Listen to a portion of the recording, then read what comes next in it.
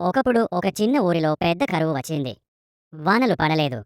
పొలాలు ఎండిపోయాయి. పశువులు నీళ్ల కోసం అలమటించాయి. గ్రామస్తులు అంతా ఒకసారిగా దేవాలయానికి చేరుకుని, దుర్గమ్మ తల్లి మమ్మల్ని కాపాడు అని ప్రార్థించారు. ఆ రాత్రి గ్రామ పెద్దకు స్వప్నంలో ఆ రాత్రి గ్రామ పెద్దకు స్వప్నంలో తల్లి దర్శనమిచ్చింది. ఆమె మృదువైన స్వరంలో చెప్పింది, నా పిల్లలారా, భక్తితో నన్ను పూజించండి. మనసు శుభ్రంగా ఉంచండి. అప్పుడు నేనే మీ ఊరికి కరుణ కురిపిస్తాను. మరుసటి రోజు గ్రామస్తులందరూ కలిసికట్టుగా ఆలయాన్ని శుభ్రం చేశారు. దీపాలు వెలిగించారు. పూలతో అలంకరించారు. నైవేద్యం పెట్టారు.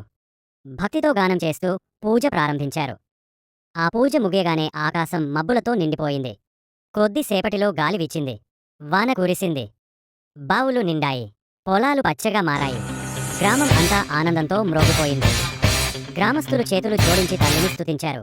అమ్మా, నీ కరుణ వల్లే మేము బ్రతికాము. ఎప్పటికీ నీ దయలో ఉండాలి.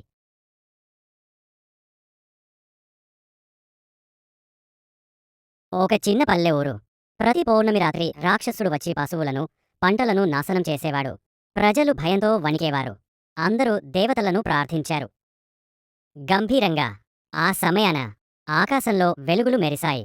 సింహవాహనంపై కూర్చున్న దుర్గమ్మ తల్లి ప్రత్యక్షమయ్యింది. భయపడకండి పిల్లలారా, నేను మీ ఊరిని కాపాడుతాను. అప్పుడే రాక్షసుడు గర్జిస్తూ వచ్చాడు. అతని కళ్ళు అగ్నిలా, చేతిలో పెద్ద గద. దుర్గమ్మ తల్లి ముందు నిలబడి ధైర్యంగా సవాలు చేసింది. నీ దుష్టకార్యాలు ఇక ఆగాలి. ఈ ప్రజలను కాపాడుతాను. టోన్! రాక్షసుడు గదతో దాడి చేశాడు. దుర్గమ్మ తన త్రిశూలమెత్తింది. సింహం గర్జించింది. ఆకాశం గర్జనలతో మార్మోగింది. యుద్ధం ఘోరంగా సాగింది. వాయిస్ గంభీరంగా, శక్తివంతంగా.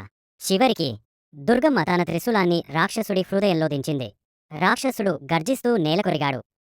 బ్యాక్గ్రౌండ్ ఘనమైన శంఖం, డోలు. ప్రజల వాయిస్ జైకొట్టే టోన్లో. దుర్గమ్మ వాయిస్ శాంతంగా, ధర్మం పాటిస్తే నేను ఎల్లప్పుడూ మీతోనే ఉంటాను. బ్యాక్గ్రౌండ్ మ్యూజిక్ మెల్లగా వీణ చొఫ్లూట్. వాయిస్